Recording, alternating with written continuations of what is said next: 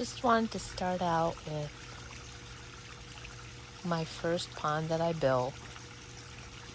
My husband and I built this back in 2018 with a kit.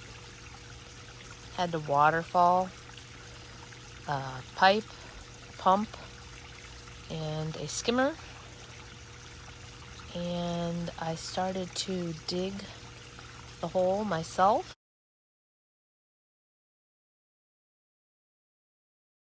When my husband worked during the day, I would not suggest doing that in July, which is when I did it, and it was very hot. And as I started to put the liner in to put the rocks in,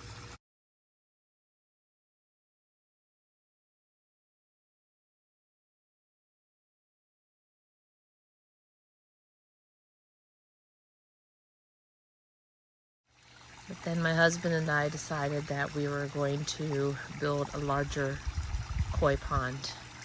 So the following year, we started the deconstruction of our above ground swimming pool.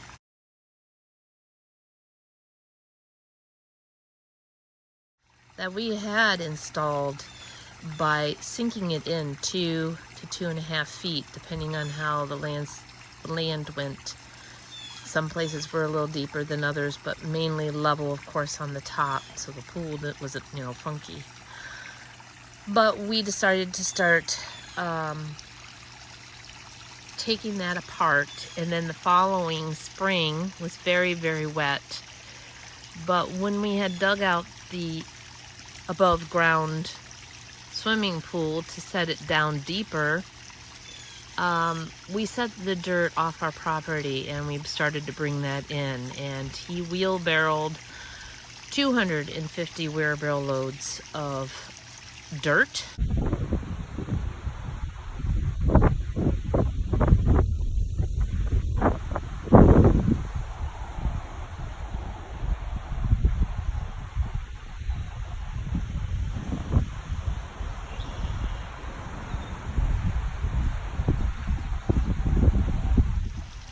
We had some pea gravel that was around the edge of the pond, which we put to the side and reused to make our fire pit area. So the first year we dismantled the swimming pool and cut it down the walls and made kind of like a yin-yang type of a concept that I wanted to do.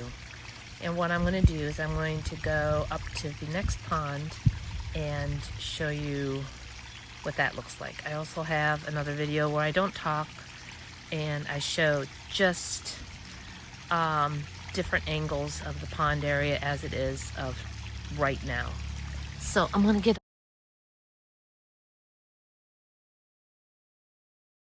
up and I'll walk up over here. So the two ponds look like they're together, but they're not. This is the second area here. This is where we have fake rocks, where we have the bubbler, and some other cords and things hidden.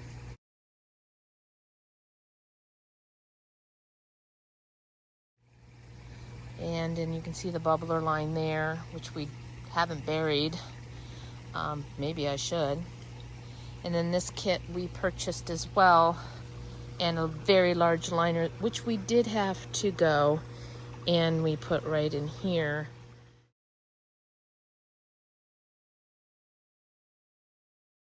A seam in the center. The pond is very cloudy today, which is such a shame because my fish are really making it look that way. It happened after the rain, so it's probably a little imbalanced. We do not have any rocks on the bottom of this pond. We heard that koi ponds is better not to have that, but I'm not sure about it. There's different people that say different things about koi ponds. Anyway, I'm going to walk this way. This is where the swimming pool was, the above ground. It was a 28-foot pool, and it went from here around and like so. So we cut the walls of the metal down, and we used some posts from the top of a chain link fence to secure it more thoroughly, because we weren't sure how we were going to do this since we did it ourselves. But then we have this as a kidney shape going around.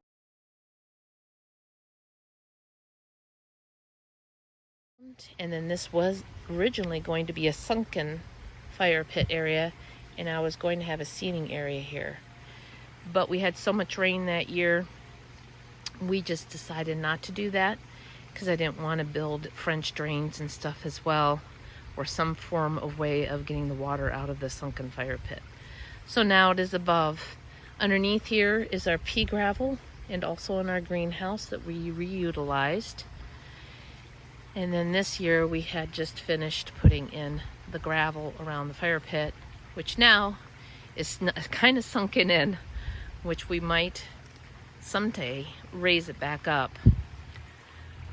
So anyhow, back to the koi pond. We had so much rain that one year that we could not get the waterfall completely finished. So it's still not completely set. But it looks way better than it did last year.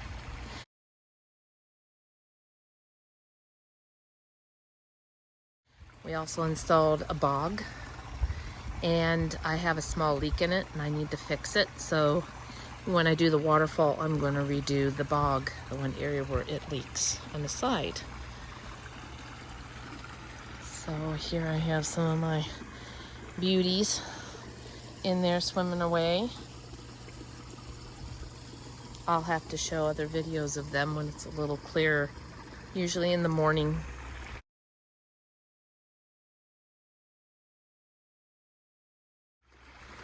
When it gets really hot, I have this here, this line, because I don't want the fish food to continuously go this way, so I feed them usually over in this area here.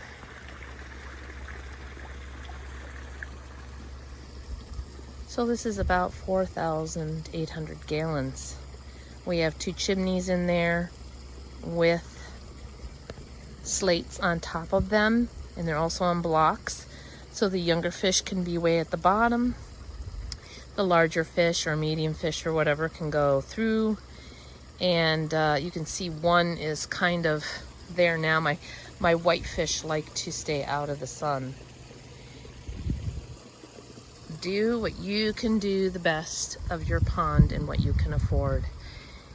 And it is something, if I had unlimited money, I probably would have went with Aquascape and seen if I could get their products. I'm not sure if they allow homeowners to do it or if you have to have their representatives come in and do it.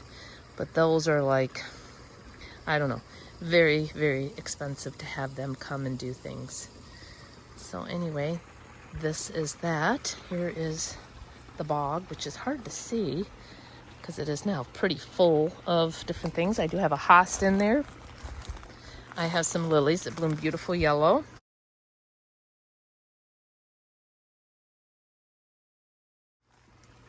I also had some other things in here that didn't winter over very well.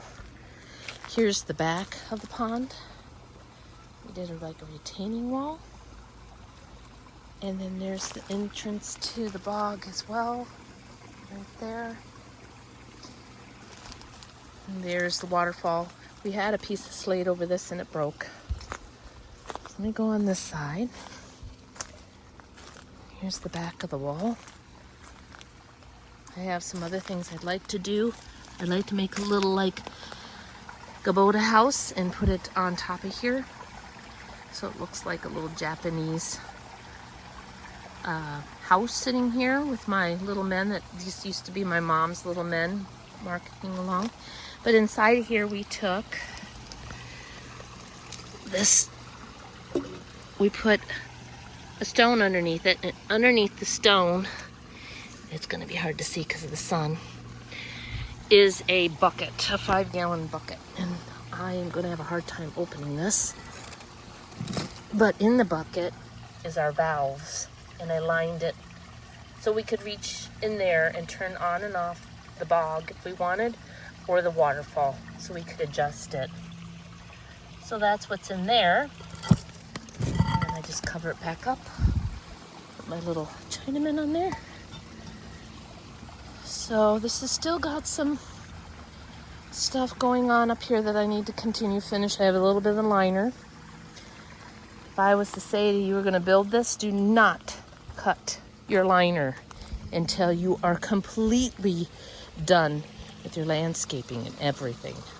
Because if you have to add it after the fact, it is extremely hard. When I incorporated the bog, I had to incorporate the liner into this. And it was very difficult to seam it and add a little more to the waterfall. And so that is one tip I would definitely give everybody. There's some of my babies. We have 5 originals, and then we have babies from the 5 originals. And then I also bought a few actually at a local grocery store called Myers. So, and then we also have an electric fence going around, and also some wiring that you probably noticed. We do have eagles, we have hawks, we have the wonderful blue heron that has visited my pond.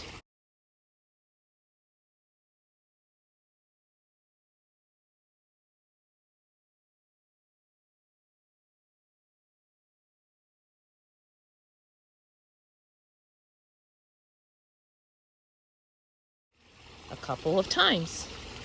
One time I found, which I'll show you here in a minute, the fish was laying right here, looked dead.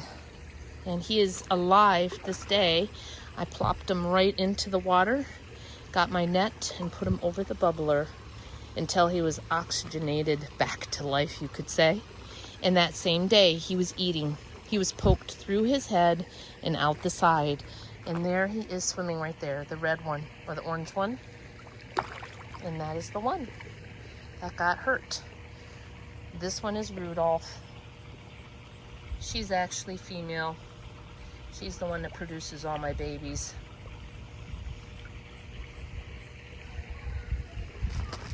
Anyway, and they do attack the lily pads, but not very often.